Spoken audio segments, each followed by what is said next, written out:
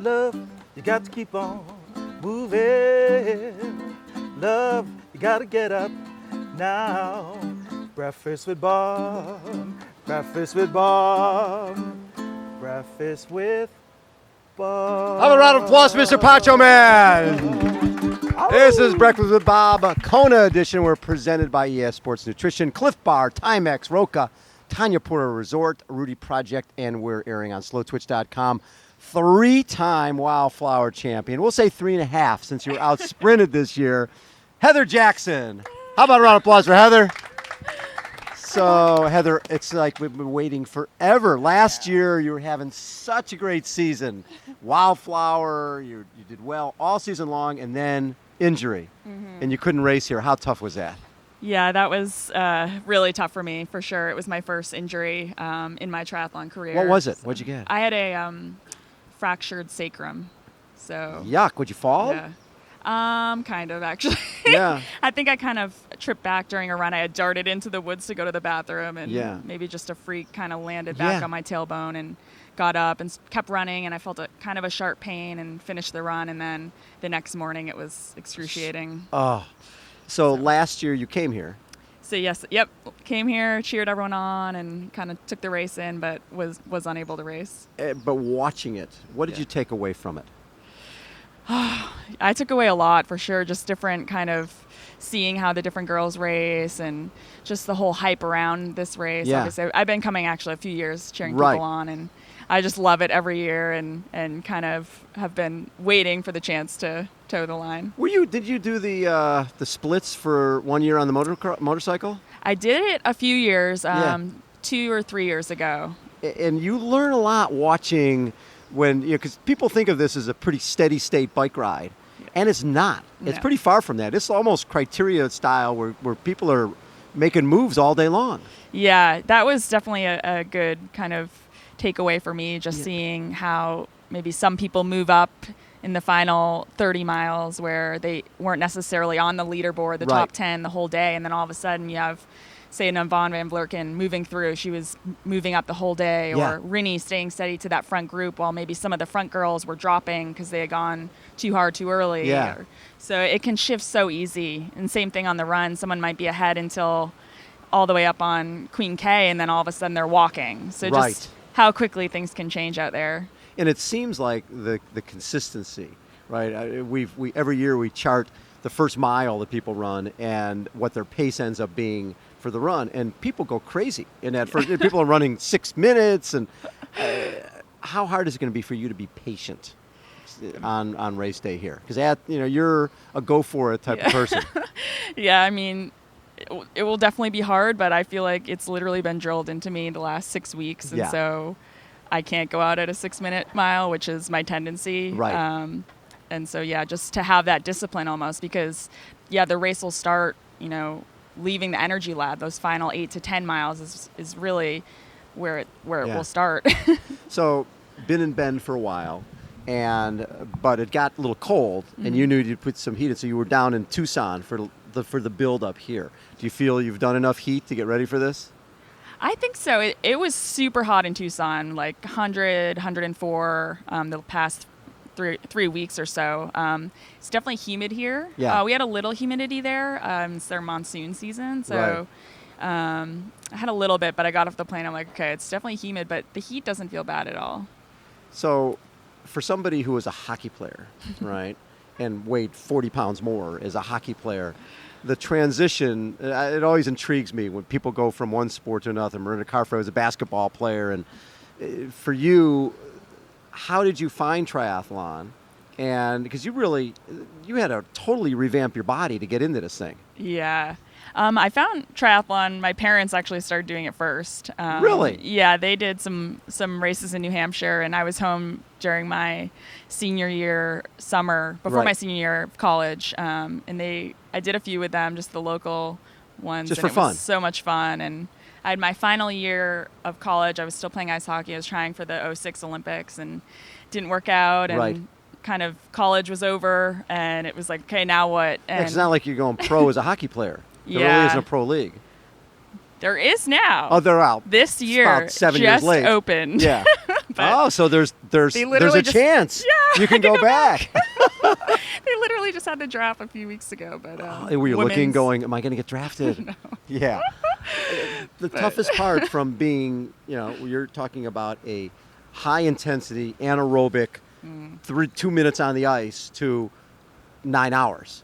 Yeah, exactly that. How tough was that transition? But changing your body, but also your mindset from hockey to triathlon. Yeah, it's been huge. I mean, hockey's obviously a team sport, so you've got your teammates and working together and that sort of aspect to this individual sport of, hockey, it's like you go all out for your shift, that 1 minute on the Right. ice, and here in triathlon, it's like, okay, you have to pace yourself, learning that pacing in all three sports and learning how much you can push in each of the three. And you have three different sports. So Right. It's been tricky for me and I didn't come from any of the three. You're so. right. You really didn't have swim, bike, or run. And a lot of times hockey guys or skating people adjust to cycling. That Right. seems the one that comes quickest. And obviously cycling is a strength for you. Yeah, that was the first part of triathlon that gave me the confidence Right. that I could ride with some of the top girls. And then it's been just trying to bring up The other two. Well, and as a bigger person, I'm sure running was not easy at the beginning. No. But you've changed your body so much. Running has become a strength for you. Mm-hmm. Swimming, though, Yeah. is right. That's the tough one because Yeah. that's something people learn when they're 3, 4, 5 in terms of the technique, and trying to do that later in life is tough. Yeah. Has that been the biggest struggle? For sure. I mean, it's when you get to that kind of upper level, Yeah. you're not winning it in the swim, but you can lose it there. And so when you're out 6 minutes back or 8 minutes or 10 minutes on a bad day, there's the race right there. Right. So for me, it's just kind of limiting that. If I can get out 6 minutes behind the leaders, that's doable for me Right. in terms of biking and then running up. But if it's a bad day and you're, Right. in a full, say 10, it's hard. Mentally. I remember someone like a Heather Fuhr, who wasn't a great swimmer or a great cyclist, would always be coming off the bike having to make up big ground. For you, coming out, and there's not a lot of bikes left, right? Right? It's easy to find your bike. There's my bike. positive. I do have quick There's transitions, My so. bike, yeah. It's not a problem. But how do you keep the mindset and keep the focus going? Okay, that part's done. Now it's my time. I try to forget about the swim as soon as I'm out of the water, Yeah. and where I am is where I am, and there's nothing I can do about it. And so it just becomes, okay, I know what I can do on the Right. bike and run. So and for me too, it's, I've been caught in groups before in races, and I know what I can push myself. And so sometimes it can be detrimental if you're in a group and people are going and it's kind of shifty. So I try You to can stay ride steady positive state, that yes. it's okay, I'm alone. I'm doing my race and just stay positive on that. Like, I know I can push this and I'm not concerned with people attacking or Yeah. not, and slowly kind of make my way up, ideally. When you look at what you need to do, you did this as an age grouper, and have you done it since? No, I haven't done And that was what, back in 2008. Okay, so you've watched it, you did it as an age grouper.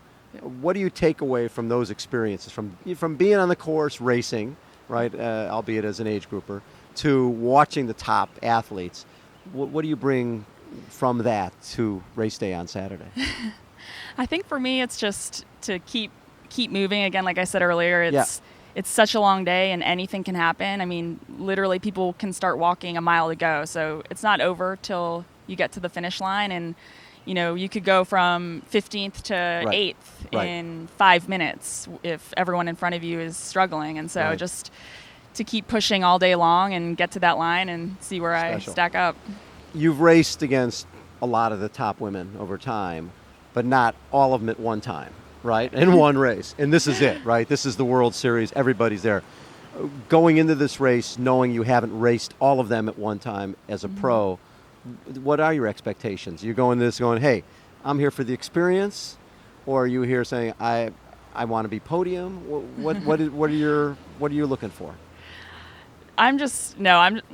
First off, I'm just grateful, obviously, given the injury last year, to be here. And I'm just trying to be extremely relaxed and it's my first year here as a professional. Yes. And to not have that pressure, it's obviously really nice. I can't imagine being like a Rennie and have all this pressure on you. And I'm just trying to embrace that. I don't have any pressure, and I can just go out there and race my race. I can pretend it's a wildflower, an Oceanside, and just enjoy the day and enjoy the sport. And as long as I'm out there relaxed and having fun, then I usually have a good race. So just...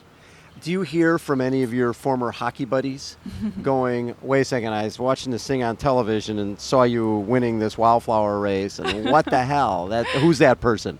Do you hear from any of these folks? I have a few that check in. Actually, my coach, I raced the Princeton 70.3 Oh, last how fun year, was that? So I got to go back to my alma mater, and my coach came out, and that was, I mean, he coached me for, 4 or 5 years even after, so...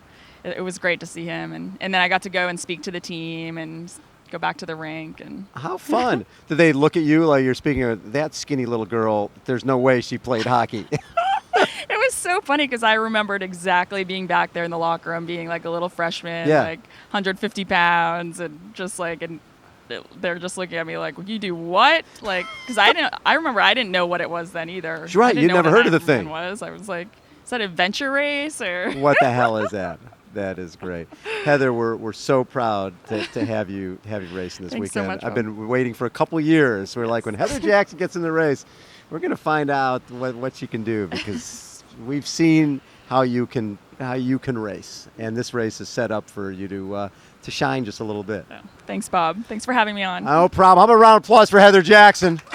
Again, this is Breakfast with Bob. We're presented by ES Sports Nutrition, Cliff Bar, Timex, Roca, Tanyapura Resort, Rudy Project, Slow Twitch, and Pancho the Man.